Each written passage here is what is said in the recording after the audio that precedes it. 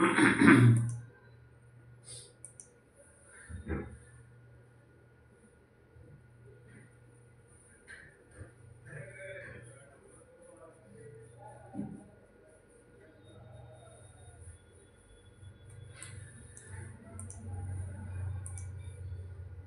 Hinge या जिसे आप कब्जा भी कहते हैं हिंदी में, इसके बीच में पिन नहीं डली हुई हम पिन भी आती है इसमें।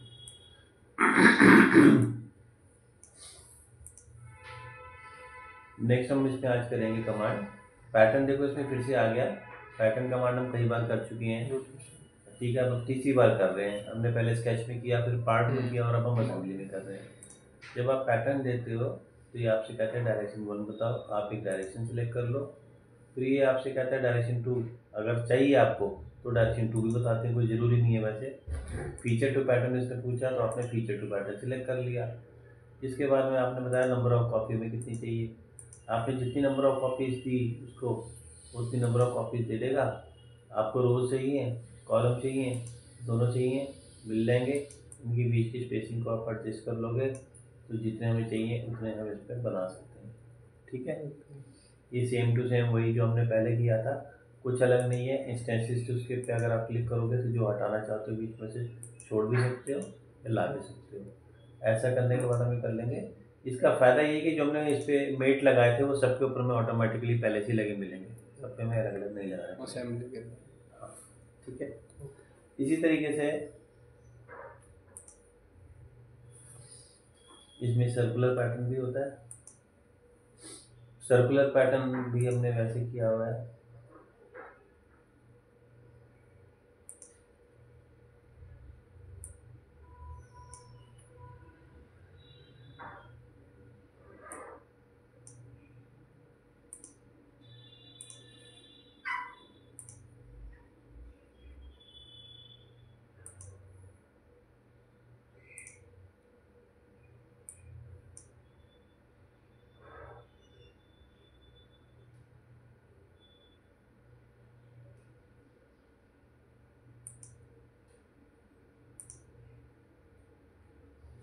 सर्कुलर पैटर्न आप जानते हो, मैंने यहाँ से एक्सिस का ऑप्शन ऑन करा तो टेम्परेरी एक्सिस दिखा दिया।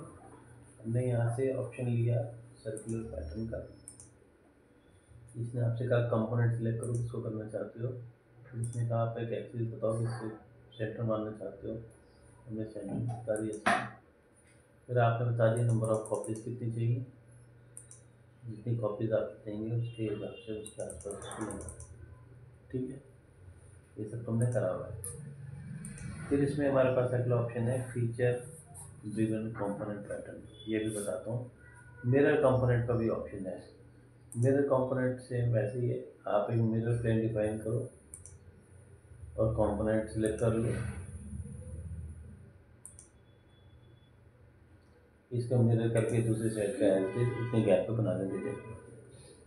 कंपोनेंट ड्रिवन पैटर्न की बात करते हैं। अगर हमने किसी ऑब्जेक्ट को पहले से पैटर्न से बनाया हुआ है दूसरा आपने जैसे इस पे लगाए थे सर्कुलर पैटर्न पैटर्न, और हम इस पे वो लगाएंगे मेट, कोई मैकेनिकल मेट लगाए क्या वाला, तो उससे भी लगाना पड़ेगा, एक पे लाते चल जाएगा सभी नहीं, कैम तो एक पे लगाओगे, सारे कैसे मैच कर जाएंगे उसके साथ में? प्रैक्टिकल बात करो ना, कैम तो एक के साथ ही लगेगा ना, ये उसके साथ थोड़ी ना लग जाएगा। एक के साथ एट ए टाइम एक ही लगेगा, जैसे गियर के साथ एक गियर लगता है, एट टाइम एक ही लगेगा। ये नहीं कि पीछे इसके आसपास हमने सब घुमा दिए और सबके साथ कर रहे, ठीक है। बाकी आप ट्राई करके देखना। हम एक नई फाइल स्टार्ट कर रहे हैं। मैं आपको कंपोनेंट ड्रिवन पैटर्न बता रहा हूँ। कंपोनेंट ड्रिवन पैटर्न में होता ये है कि हमने पहले से ही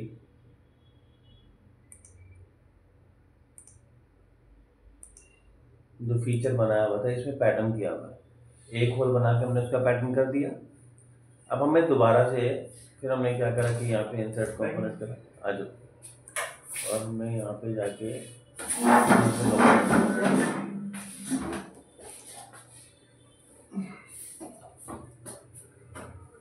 दरवाज़ा थोड़ा धक्का देके बंद कर दो ताकि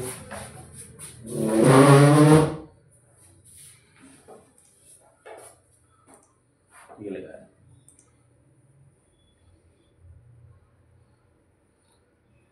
यहाँ से हमने राउंड सेलेक्ट करा,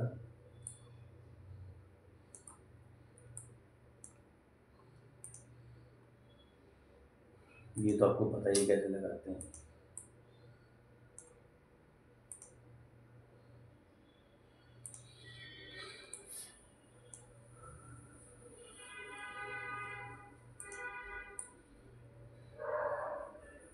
अब क्या है कि हमने जब ऑलरेडी सब कुछ पैटर्न से लगाया हुआ है, तो हम चाहते थे कि ये उसी वाले फुटप्रिंट्स को फॉलो कर ले, हम दोबारा पैटर्न नहीं देंगे। हम चाहते हैं कि जहाँ जहाँ पे हमने रखा था इसको उसी के ऊपर ही लग जाए। हमने ऐसे ऑप्शन लिया फीचर ड्रिवन कंपोनेंट पैटर्न। इसने आपसे पूछा कि कंपोनेंट कौन सा करना है पैटर्न, हमने कहा फोटो में ये करना है। इसने कहा ड्राइविंग फीचर क्या लोगे, हमने कहा हम पैटर्न लेंगे। हमने यहाँ से जाके पैटर्न को सिलेक्ट करा, जहाँ जहाँ पर आपने पहले से लगाया हुआ था उस सब जगह पे अपने आप लगा देगा। फिर वो चाहे आपने लीनियर से बनाया हो, सर्कुलर से बनाया हो, चाहे जैसे मर्जी बनाया हो, वो उसी फुटप्रिंट को फॉलो करेगा जो पहला पैटर्न आपने इस पर दिया था। ठीक है। तो देखो एक ही बारी में हो गया, हमें एक ही जगह पे दो दो बारी पैटर्न करने की जरूरत नहीं पड़ी। स्मार्ट फास्टनर्स में क्या होता है कि हमारे पास यहाँ साइड पे आप देखो कि एक हमारे पास फोल्डर है जिसका नाम है डिज़ाइन लाइब्रेरी।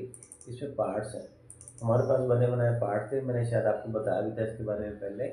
यहाँ से आप डायरेक्टली जैसे हम ऑटोकैड में ब्लॉक लेकर आते थे, पार्ट को यहाँ पे लेकर आ सकते हैं। साइज़ दिए गए हैं, यहाँ से आपने जो साइज़ लेना है, क्योंकि स्टैंडर्ड साइज़ के दिए हुए हैं सारे, तो वही वाला साइज़ आपको यहाँ पे वो लगा के दे देगा। देखो मैंने साइज़ को बदल दिया था तो उसने साइज़ चेंज कर दिया।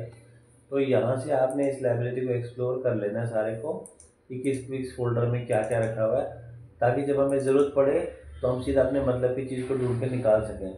ऐसे अगर आप उस समय ढूंढने बैठोगे तो फिर तो ढूंढने में बहुत टाइम लग जाएगा। ठीक है। ये जस्ट लाइक ब्लॉक्स हमारे पास होता है स्मार्ट फास्टनर्स का ऑप्शन, ये साइड से आता है। जब आपने टास्क पेन खोला होता है, अगर ये बंद करा होगा तो ये आएगा। इसके बाद हम आ जाते हैं इसमें कमांड मूव कंपोनेंट पे। मूव कमांड जब आप देते हैं, आपने देखा एक तो हम इस पर क्लिक करके डायरेक्टली इसको ऐसे मूव कर लेते हैं, ये तो फ्री मूव हो रहा है, बिल्कुल सीधा सीधा चल रहा है। अगर आप इसको स्पेसिफिक मूव करना चाहते हो, प्रॉपर मूव करना चाहते हो, तो यहाँ पे हमारे पास मूव कंपोनेंट का ऑप्शन होता है। जब आप मूव कंपोनेंट देते हो तो यहाँ से जाके मैंने सेलेक्ट कर दिया, ऑप्शन ले ली, पहले फ्री ड्रैग तो था ही, अलॉन्ग असेंबली XYZ ले लिया। ऐसे करने पे आप या तो इसको एक्स के अलॉन्ग या वाई के अलॉन्ग या जेड के अलॉन्ग आप किसी भी डायरेक्शन में चला सकते हो, अगर आपने ये ऑप्शन इसमें से दिया हुआ है।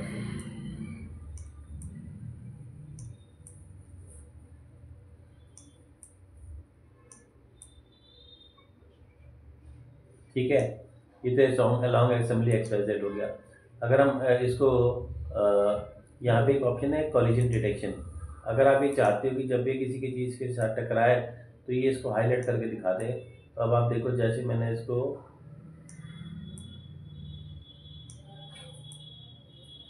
ये देखो इस तरफ बढ़ाया, इसके साथ टच करते ही ये टकराया और टकराने के बाद रुक भी गया, क्योंकि हमने ऑप्शन लिया था स्टॉप एट कोलिजन। अगर आपने स्टॉप एट कोलिजन नहीं लिया होगा तो ये इसके अंदर चला जाएगा। ये देखो ऐसे स्टॉप एट कोलिजन पर हमने रोक दिया कि जहाँ भी इसका बीच में कोई टकराव हो, इंटरफेरेंस हो, तो ये वहाँ पर रुक जाए, स्टॉप कर दे। ठीक है।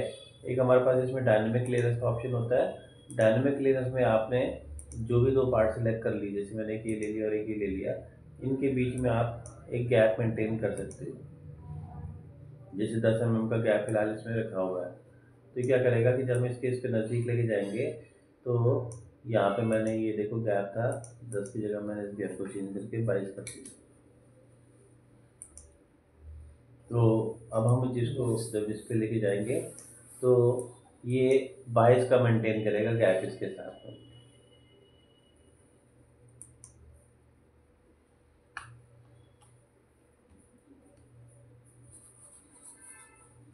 हमने इसको लिया, सिलेक्ट करके मूव लिया, कंपोनेंट सिलेक्ट कर लिया, डायनेमिक क्लियरेंस यहाँ से सिलेक्ट करके जो दो के बीच में लिया वो बता दिया हमने, रिज्यूम ट्रैक करके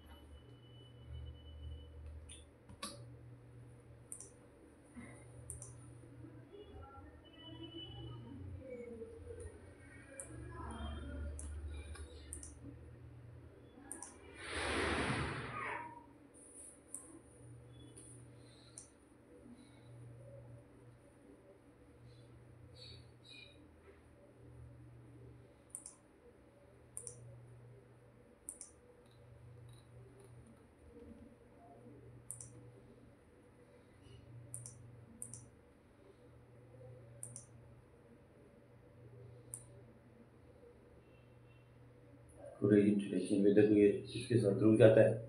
और अगर हम इसको क्लियरेंस दे दें तो आप इन दोनों के बीच में एक वैल्यू देके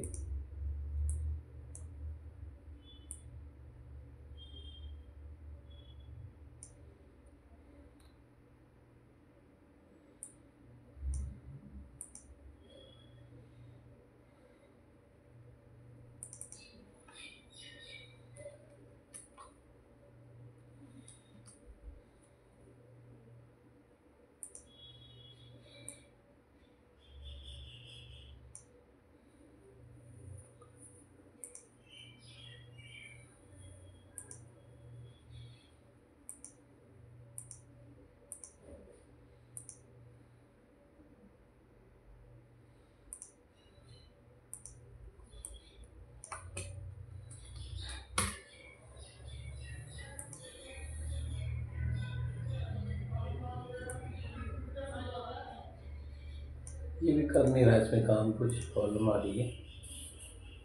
तो इसमें हम करते क्या है कि दो पार्ट सेलेक्ट कर लेते हैं और उनके बीच में हम एक क्लियरेंस मेंटेन करते हैं।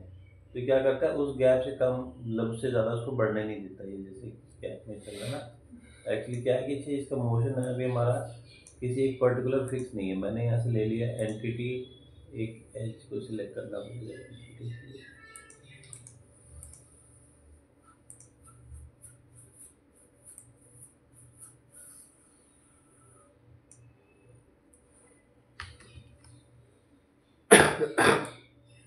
एक्चुअली क्या है 3D में जो दिखता है ना वो होता नहीं है। देखो हमें तो ऐसा लग रहा है टच कर रहा है, वो जा कहीं हो रही रहा है। तो या तो इसको हम पहले सभी जगह पर ठीक करें। टॉप में गए, यहाँ लेकर आएंगे तभी तो टकराएगा इसके साथ। टॉप में देख लिया, फ्रंट में देख लिया, फ्रंट में भी यहाँ पे होगा तब तो टकराएगा, है ना। दिखने में हमें लग रहा था कि वो सही जा रहा है पर ऐसा है नहीं। अब हमने लिया इसको, मूव लिया। यहाँ एक लॉन्ग एंटिटी का ऑप्शन है। अब इस एंटिटी ऑप्शन में किसी भी एज को सिलेक्ट करके उसकी रेफरेंस में अभी उस एज के पैरेलल चलेगा। और फिर से हम डायनामिक क्लियरेंस ऑन करके देखते हैं, रिज्यूम करके देखते हैं इंटरनेट को।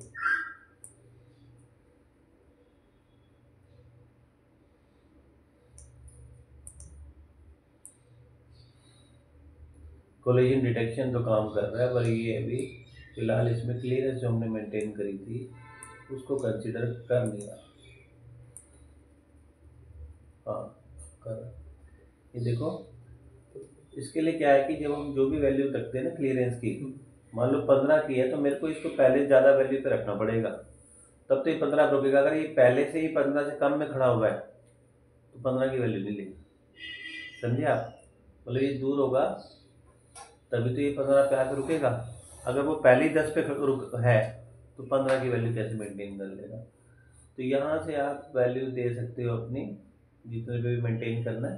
तो पहले क्या था फ्री था तो फ्री के चक्कर में इधर उधर हो रहा था। अभी हम जब इसको सीधा करते तो ये यहाँ पे जाके रुक जाएगा।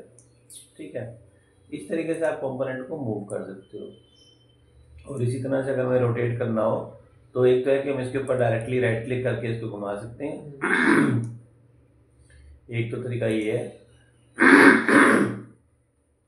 और एक तरीका ये है कि हम यहाँ से रोटेट कंपोनेंट के ऑप्शन में जाएं और यहाँ से अलॉन्ग एंटिटी ले लें। एंटिटी वाले ऑप्शन में आपको कोई एक एज ले लो जिसको एक्सिस के तरह यूज़ करेगा। फिर आप जिस ऑब्जेक्ट को लोगे ये उसके आसपास पूरा घूमेगा, उसको एक्सिस मानते हैं। ठीक है। ऑप्शन इसमें शो हिडन कंपोनेंट की ऑप्शन है। जब हम किसी भी कंपोनेंट को हाइड कर देते हैं, देखो इसको मैंने लेके कर दिया हाइड, दिखाई देना बंद होगी। तो हमने इसको भी लेकर हाइड कर दिया, दिखाई देना बंद हो गया।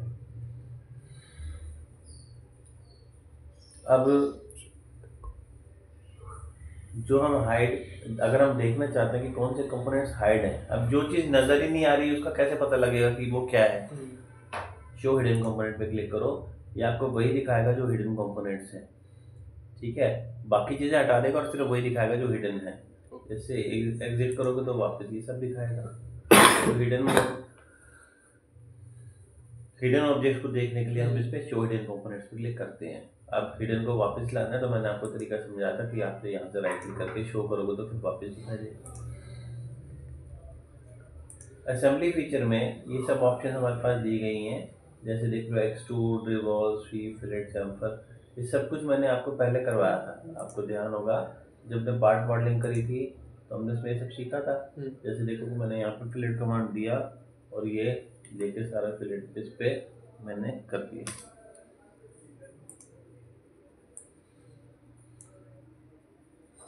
ये सेम टू सेम वही सब कमांड है जो मैं आपको पहले करवा चुका हूँ, इनको मैं दोबारा नहीं बताऊंगा, आप इसको खुद ट्राई करके देखोगे। ठीक, ये भी सब हम पहले कर चुके हैं। मैंने आपको ज्योमेट्री, रेफरेंस प्लेन, एक्सिस, सब चीज़ें सिखाई थी मैंने आपको इसमें, है ना। अच्छा, इसमें एक मोशन स्टडी है, वो बता देता हूँ आपको। मोशन स्टडी में हम जो एनिमेशन क्रिएट करते हैं उसी को मोशन स्टडी कहा जाता है।